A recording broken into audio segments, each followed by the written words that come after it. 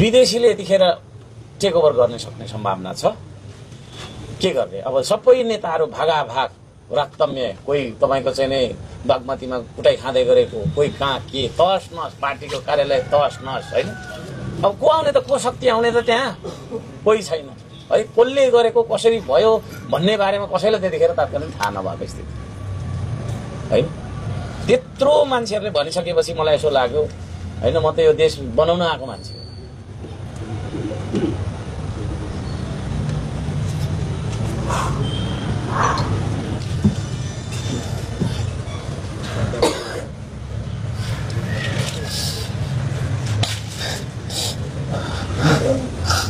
हिम्मत हारेको भन्नुहुन्छ तपाईले के? म जति हिम्मतिलो कोही पनि छैन यो देशमा, कुरा बुझ्नुहोस्।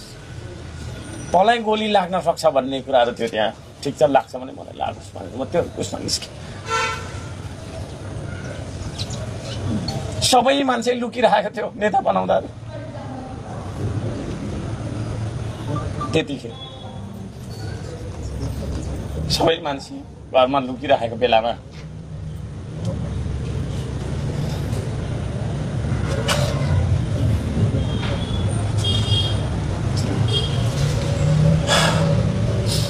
यो देशलाई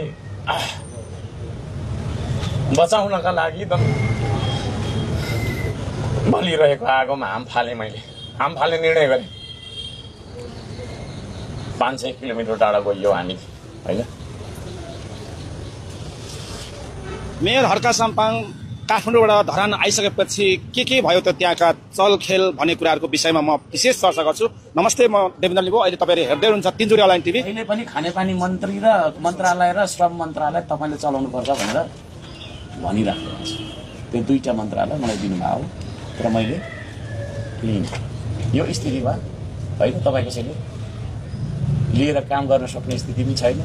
म उहाँहरूलाई चुनाव गराउनुहोस् भन्छु। चुनाव गराउँदाखेरि चाहिँ अब के कानुन बनाएर गर्ने हो, त्यो कानुन तपाईको पुरानै कानुनलाई टेकिराख्ने भनेदेखि त यो केही पनि उपलब्धि हुँदैन हैन। त्यसलाई मेटाएर तपाईहरुले चाहिँ एउटा छोटो आफ्नै कानुन यो तपाईको चाहिँ स्थितिमा हैन लेखेर आर्मीलाई चाहिँ कन्फिडेन्समा लिएर हर्का साम्पाङ एउटा आवाज हो। मर्नु बाँच्नुसँग सरकार राख्दिन। तर 81 वटा शब्द आयो। आइतबार आएर चाहिँ जेनजी शब्द आयो। जेनजीले आन्दोलन गर्ने रे है भन्ने आयो। अब यो जेनजी भन्ने शब्द अब जेनेरेसन जी हैन। जेनेरेसन भनेको पुस्ता एबीसीडी लाई गर्दाखेरि अमेरिकन अल्फाबेट गर्दाखेरि चाहिँ हामी चाहिँ ब्रिटिश अल्फाबेटमा चाहिँ जेड भन्छौँ, XYZ